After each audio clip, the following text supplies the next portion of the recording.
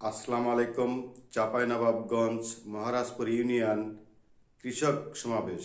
বাংলাদেশ সংখ্যাগরিষ্ঠ কৃষক জনগোষ্ঠীকে সংগঠিত করার লক্ষ্যে সারা দেশে 3 মাস ব্যাপী চলা ইউনিয়ন পর্যায়ের কৃষক সমাবেশের অংশ হিসেবে জেলার চাঁপাইনবাবগঞ্জ সদর থানাধীন মহারাজপুর হাই স্কুল মাঠে মঙ্গলবার বিকেলে কৃষক সমাবেশের অনুষ্ঠিত হয়।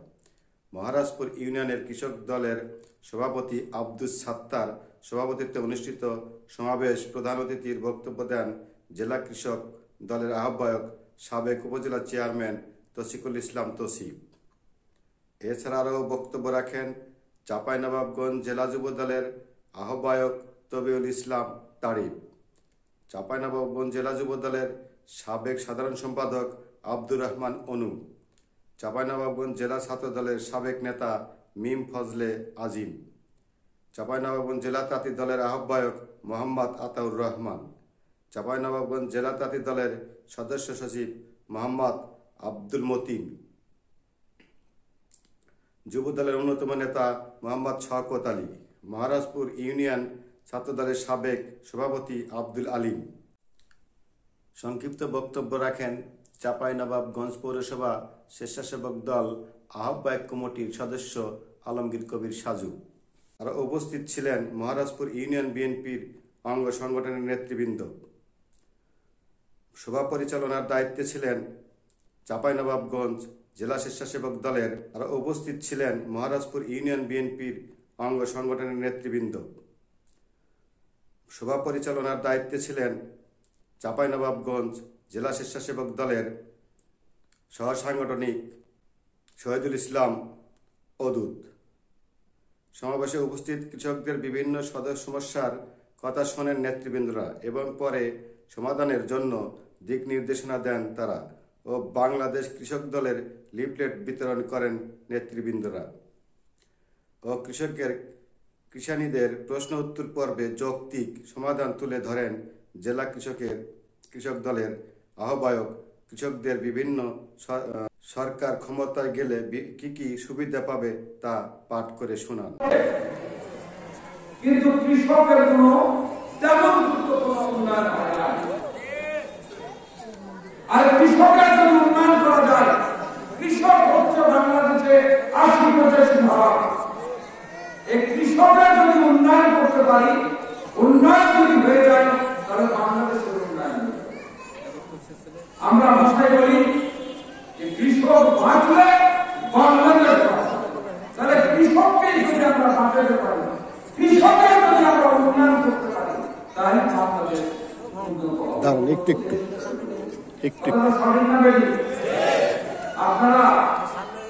আপনারা জানেন আমাদের বিএনপি প্রতিষ্ঠাতা রাখাল রাজা এই জন্য বলতো যে আমাদের শহীদ জিয়া একজন কৃষকের সাথে কদম নিয়ে মাঠে কাজ করেছেন। একজন কৃষকের সাথে থেকে উনি অংশগ্রহণ করেছেন।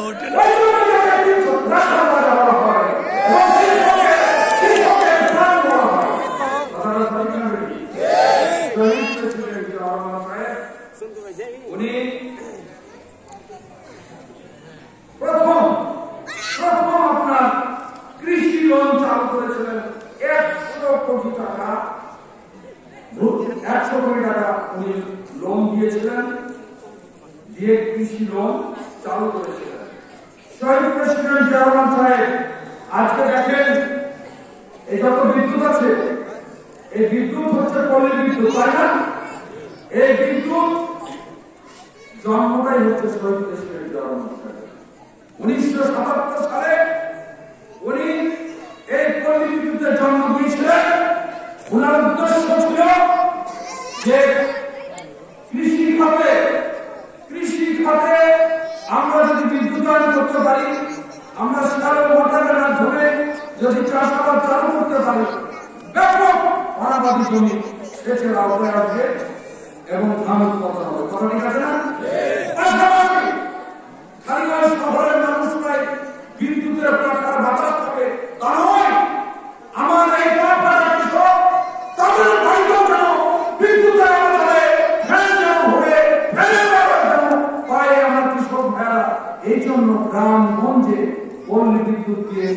বাংলাদেশে বর্তমানে 98% গ্রাম হচ্ছে বিদ্যুৎ চলছে, কি চলে না?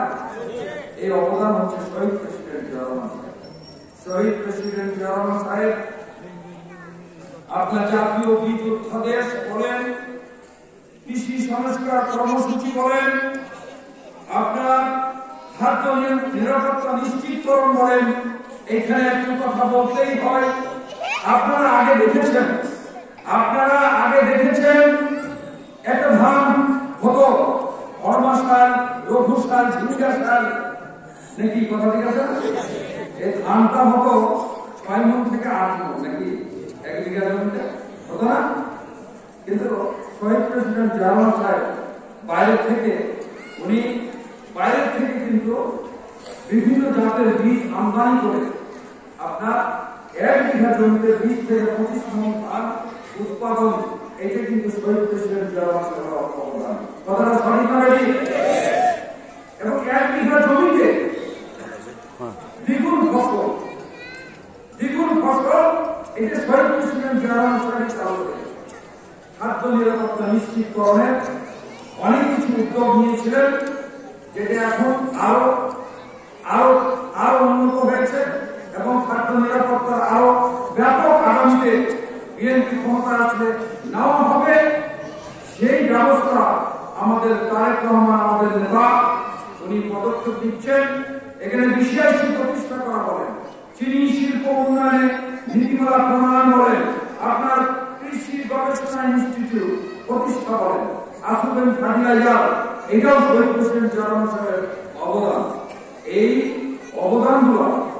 এই অবদানগুলা সমস্ত কৃষকের জন্য উনি করে গেছেন। আমাদের দেশনেত্রী বেগম খালেদা জিয়া সুদ সহ 5,000 টাকা লোন উনি মকুব করে দিয়েছিলেন, কথা ঠিক আছে না? এবং 25 বিঘা পর্যন্ত খাজনা মকুব করে দিয়েছিলেন, কথা ঠিক আছে না? আমাদের দেশনেত্রী বেগম খালেদা জিয়া মেয়েদের বিনা পয়সায় পড়ালেখার ব্যবস্থা উনি করে দিয়েছেন, কথা ঠিক আছে না? কোন মেয়েকে বেতন লাগা নেই, বিনা পয়সা। এবং এখন সেটাও কিন্তু বিএনপি আমলের চালু, বিনা পয়সায় বই সরবরাহ, এই বই সরবরাহ বিনা পয়সায়, সেটাও কিন্তু বিএনপি আমলের চালু হয়েছে, কি কথা ঠিক আছে না? কিন্তু আওয়ামী লীগের আমলে এই 15 বছরে আপনার কৃষকের জন্য নতুন কিছু ভালো কিছু ব্যবস্থা আছে নাই। সার বীজগুলা দুর্নীতি হচ্ছে, কৃষক 1050 টাকা সার 1400-1500 টাকায় তাকে কিনতে হচ্ছে, তাও আবার পায় না। বলে 1 বস্তা নিলে এই হাসিনার আমলে এই সমস্ত চালু, কথা ঠিক আছে না? আমি বক্তৃতা দেওয়ার পরে আপনারা প্রশ্ন করবেন, আপনার প্রশ্নের উত্তর দিব। আমি যে কথাগুলো বলছি, আমার এই বক্তব্যগুলা সম্পূর্ণ রেকর্ড হচ্ছে, আমাদের তারেক রহমানের কাছে বক্তব্যগুলো যাবে, প্লাস আপনি যে প্রশ্নটা করবেন সেই প্রশ্নটাও যাবে। উনি আপনার কথা শুনতে চান, আপনার বক্তব্যটা উনি শুনতে চান, এই জন্য আজকে কি সমাবেশটা দরকার আছে না? আজকে দেখেন, এই আওয়ামী লীগের আমলে বিভিন্ন যন্ত্রপাতি ক্রয়ের নাম করে হাজার কোটি টাকা লুটপাট হয়েছে। আপনার যেভাবে বিএনপি সরকার আমলে কৃষকের জন্য ভর্তুকি দেওয়া হয়েছিল, কৃষকের জন্য লোন মুক্তি হয়েছিল, কৃষকের জন্য আপনার সারের ব্যবস্থা, সার খননের ব্যবস্থা হয়েছিল, এই সরকারের কোন নতুন কিছু 15 বছরে পায়নি, বরং আরো কৃষক জেনাগ্রস্ত হয়েছে, অভাবগ্রস্ত হয়েছে।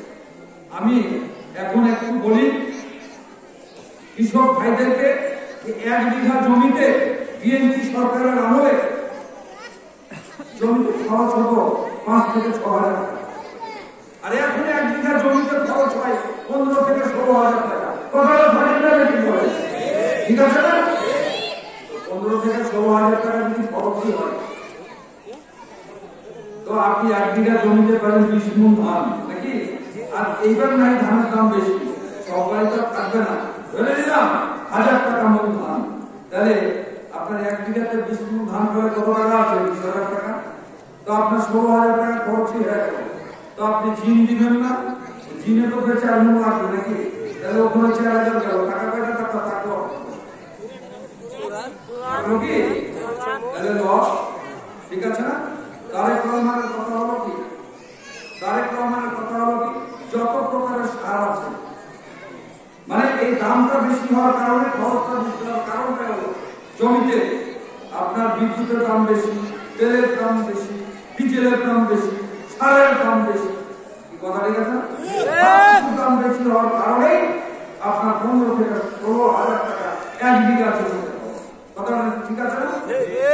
এখন ওনার কথা হলো কি, সব খাতে ভর্তুকি দিতে হবে।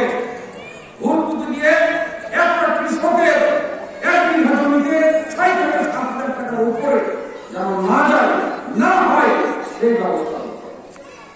তাহলে আপনি 1 বিঘা জমিতে লাভ পাবেন না? লাভ পাবেন তো? আপনার 10 বিঘা জমিতে 10 বিঘা জমি যদি আবাদ করেন তাহলে তো ভালো একটা লাভ আসবে। যদি 2টা ফসল করতে পারেন তাহলে আরো ভালো লাভ আসবে। আপনাকে এইটা লাভজনক ব্যবসা বলেন, লাভজনক একটা কর্মে রূপান্তরিত করতে পারলে আমার কৃষক ভাই অবশ্যই জমিতে থাকবে, থাকবে না? লাভের জন্য থাকবে না? এইভাবে যদি কৃষকের যদি উন্নতি করা যায়, এইভাবে যদি কৃষকের যদি উন্নয়ন করা যায়, তাহলে অবশ্যই অবশ্যই কৃষকের উন্নয়ন হবে, উন্নতি হবে না? এটাই কিন্তু চাইছে। আপনাদের ওখানে দেখেন একটা কাগজ দিয়েছি আপনাদের, এক জায়গায় লেখা আছে বিনা অথবা স্বল্প সুদে কৃষি ঋণ কৃষকের মাঝে সঠিকভাবে বিতরণ নিশ্চিত করার উদ্যোগ গ্রহণ করা হবে। তার একটু আমাদের একটা লিফলেট দেওয়া হয়েছে।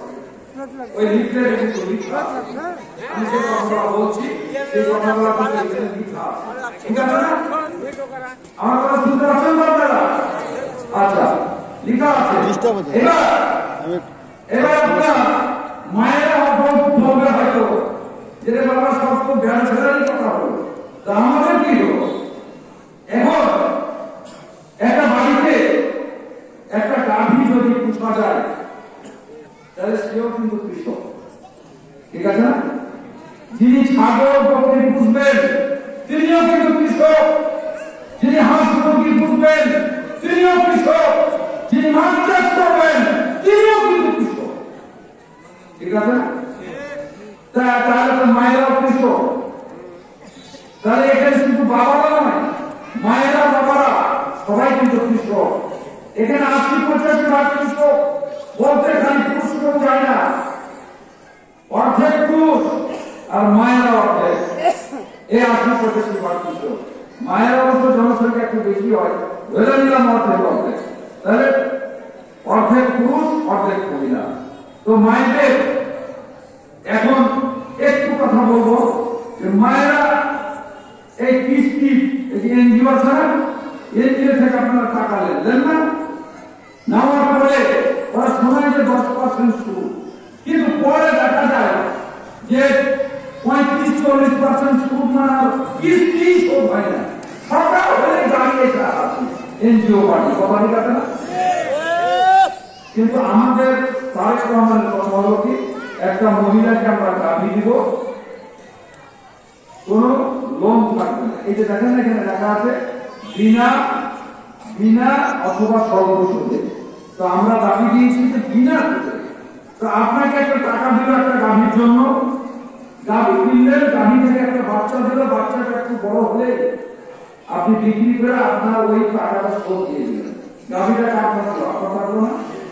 তো এইরকম যদি ওই গাভী থেকে এখন যত বাচ্চা দিলে আপনার, তাহলে আপনার ওখানে লাভ আছে না? এইরকম ভাবে যদি গাভী বলেন, ছাগল বলেন, হাঁস মুরগি বলেন পালন করেন, তাহলে আপনিও ওই বাবার মতো, আমার ওই ভাইয়ের মতো আপনিও কিন্তু ভালো একটা ইনকামের ব্যবস্থা আপনিও করতে পারবেন। কি কথা এটা দরকার আছে না নাই? দরকার নাই?